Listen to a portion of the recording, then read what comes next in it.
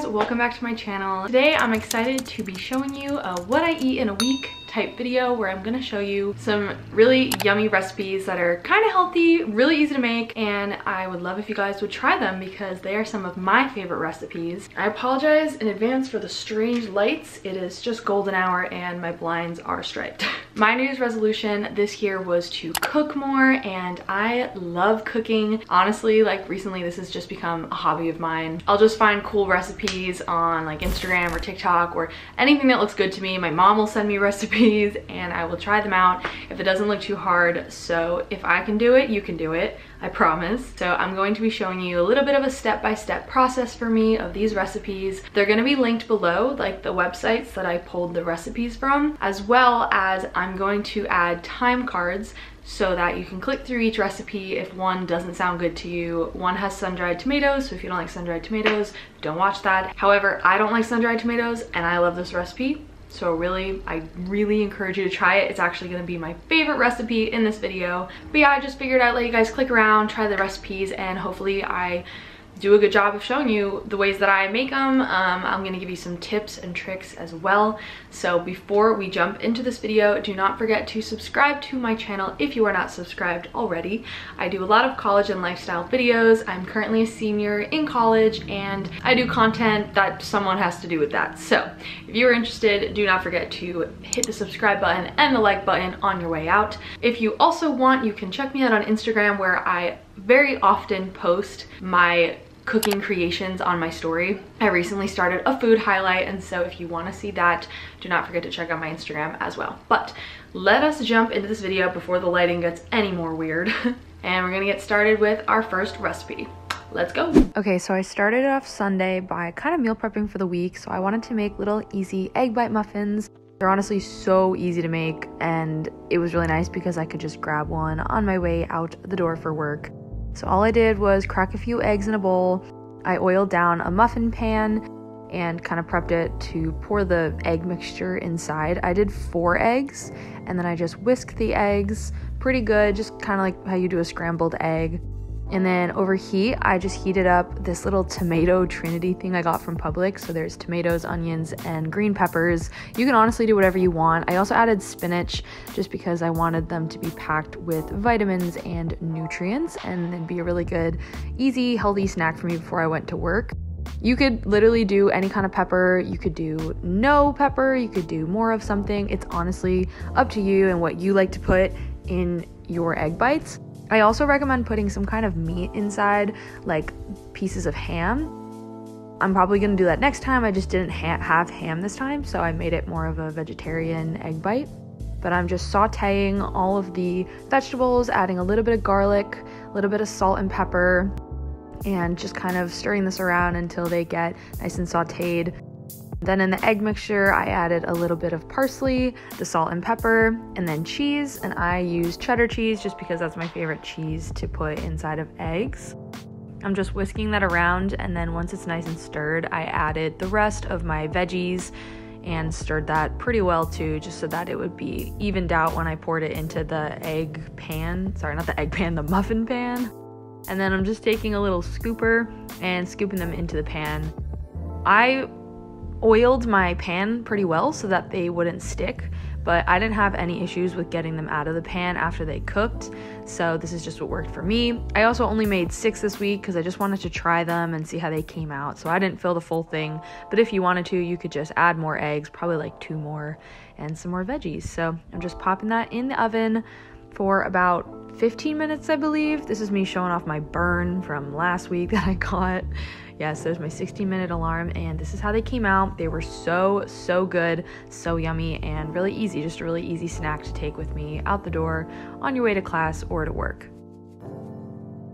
Next, also on Sunday, this was my main dinner. I did this spicy Cajun shrimp with couscous, which is also super easy. It doesn't have that many ingredients. Most of the things I have don't have a lot of ingredients in this video, but I'm just sauteing some onions in some olive oil. I just chopped them pretty well, as small or thin as possible, and then I just added garlic and cherry tomatoes. I softened them up, and then I put them in a pot because I'm gonna add chicken broth, as you can see here, to give it the flavor that is going to mix with the couscous and make it less boring, in my opinion. So once you've softened the onions and tomatoes, add the chicken broth, bring that to about a boil, and then you're gonna add the couscous, stir that around, and let that sit for a little bit while you do the shrimp. So yeah, I'm just mixing it pretty well so that all the flavors blend, it all gets evened out, and you can add a little bit of salt and pepper in there if you want, depending on how you like your food seasoned. But then I'm just going to heat up some butter in a pan and some garlic, because I'm gonna make this garlic buttery shrimp type thing. My shrimp I got from Publix, they were fresh. I personally like fresh shrimp. You could use frozen shrimp, but I personally just like fresh shrimp. Shrimp's also my favorite seafood because it's really easy to cook and it's not that expensive. You're just gonna cook them honestly about 3 minutes each side, and then you're gonna flip and add some lemon juice. You could also add freshly squeezed lemon if you'd like, and then you're gonna add your preferred amount of Cajun seasoning just to give it that little kick, and you're gonna turn them around again. You don't want to overcook shrimp. The shrimp can be overcooked really easily, and so you just kind of want them to be a little bit translucent, a little bit more white. And then you're just adding this to your couscous, stirring it around, getting all the flavors in, and then add more or less seasoning to your liking. And that is that. That one's honestly so easy and probably one of my favorites to make. And then I just topped it with some parsley. This is me eating the egg bite muffins. I was pretty happy with them and pretty happy overall with my dinner. You know when I'm dancing while eating my food that I'm happy. And then finally, I just made a banana bread. I really just used a banana bread mixture from Publix and followed the directions. So that's all I did here, but I just figured it would go nicely with my egg bites in the morning before work or class. Very easy to make, and I just love banana bread, so I used my bananas on that. Then Monday, I decided to get fancy before watching The Bachelor, so I like to light a candle and drink a glass of wine. I'm gonna be cooking with this wine, and so if you're not 21 or you can't get wine at all, this might be a little bit complicated. I mean, you could make it without the wine, but personally, I think the white wine is what makes this such a good sauce. But anyways, I am just taking some chicken. The thinner the chicken, the better. So I got cutlets this week. I've made this with chicken breasts and just cut them in half, and that worked too. But honestly, the thinnest chicken you could get, in my opinion, is what works the best. And so I'm just seasoning the chicken with salt and pepper on each side before putting that in any kind of pan. I also prepped a little bit. I cut up some shallots, cut them as thin as possible. You want to chop them really nicely. I also cry every single time I cut an onion, so this is me crying because I cut an onion. Life's going great.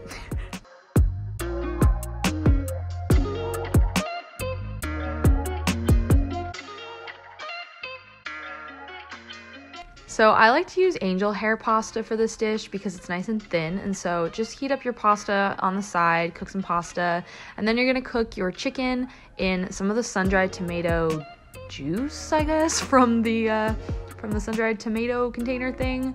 So you're just heating it up in that. You're gonna cook the chicken roughly about 5 minutes on each side, depending on how thick the chicken is. And then once you take the chicken out of the pan, leave what's in the pan and add your onions or your shallots and your sun-dried tomatoes, and you're gonna cook those until they get softened. And then you're gonna add some white wine. It's about half a cup. And then you're gonna turn the heat up pretty high, and you're gonna let the white wine kind of dissolve into the tomatoes and the onions. And this is why I love this recipe, because they don't even taste like the tomatoes after you've added the white wine. And then once it's kind of thickened, you're gonna add your heavy cream and stir that around. Add as much heavy cream as you like, kind of what looks right to you, and just stir it until you've got this nice creamy thickened sauce. And then you're gonna add the chicken right back into this little mixture. And then you're done. You're just gonna serve it over some pasta. You don't have to serve it over pasta. You can just eat it as the chicken is, but I like to make this for my roommates. Then on Tuesday, we decided to have a taco night, which is pretty easy. We started with some margs. So I literally just bought a marg mix from Publix and some tequila, and we just made margs before making our tacos. I was kind of tired of cooking on Tuesday, so we just decided to make this really easy taco dish. So all I'm doing is heating up some turkey meat, and I like to use turkey meat because it's a little bit healthier. And then I'm just adding a seasoning from Publix. You can make your own seasoning by following something on like Google, where you just add a bunch of basically seasoning together, but I like to use the one from Publix. And so I stirred that into some turkey meat, and then I prepped all my other toppings on the side, and we just prepared this bowl. It literally just had lettuce, tomato, onion, cheese, sour cream, and guacamole, which I consider my essentials when it comes to any kind of taco. So we're just building a little taco burrito looking thing. This is just another way that I like to eat my tacos. All right, moving right along to my recent favorite dish. It is this cauliflower pesto pizza. So I'm just taking this cauliflower pizza crust and adding some of my favorite toppings on top, which is probably the easiest recipe of all of these. So I literally just have onion, garlic, tomato, cheese, and pesto, which are my favorite things to put on a pizza. So I'm just taking this pesto I got at Publix. It's my all-time favorite pesto, other than maybe the Trader Joe's vegan kale pesto. That one's also really gas. But I'm spreading this pesto all over the crust. Don't forget to preheat the oven too, because I've done that where I forget to do that, and then you have to wait for the oven heat up, and you know, not fun.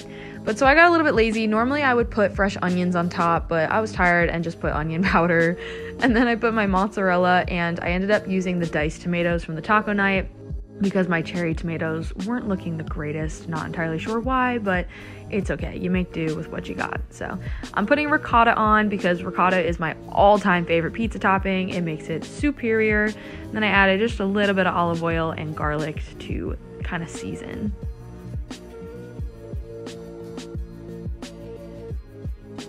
Then you're gonna pop that bad boy right in the oven. It shouldn't take that long to cook. You don't want to burn it, and you don't want the crust to be burnt or undercooked. So I put it in about 20 minutes.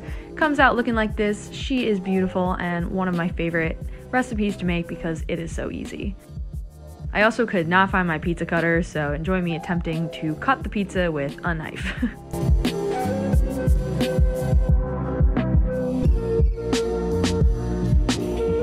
And last but not least, my favorite recipe in this video, and it is going to be our beef taco pasta.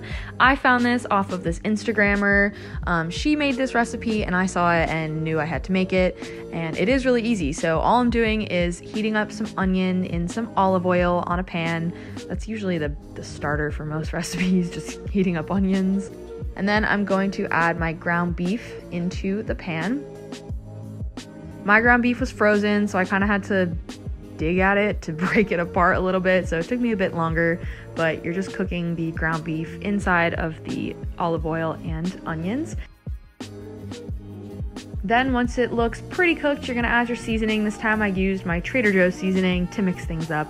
And then after adding the seasoning, you're gonna add some salt and pepper and some garlic. You're just gonna stir that around so that the garlic and the seasoning gets very mixed in.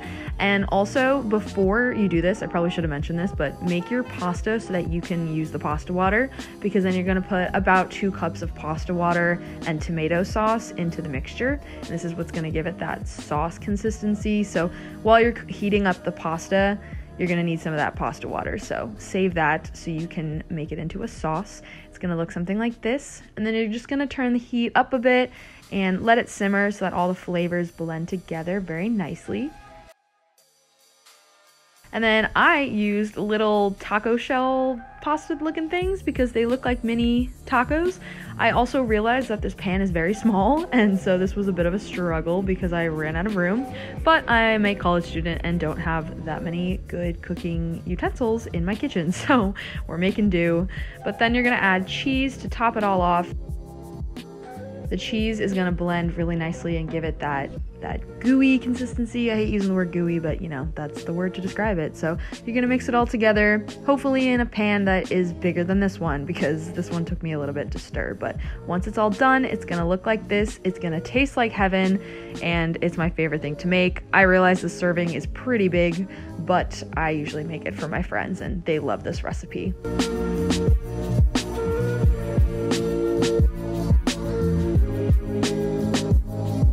I I'm eating my taco pasta and enjoying this lovely afternoon. Thank you guys for watching this video. I really hope that you found some inspiration in some of these recipes and that you try them for yourself. But that is all that I have for you guys today, and I will talk to you in my next video. Bye!